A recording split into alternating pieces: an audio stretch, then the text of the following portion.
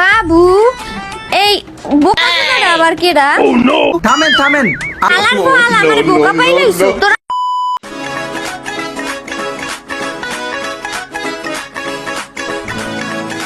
আচ্ছা বাবু শোনো না, এই ব্রিজটা কেন বানাইছে? আরে বাবু তুমি জানো না এই ব্রিজটা কেন বানাইছে?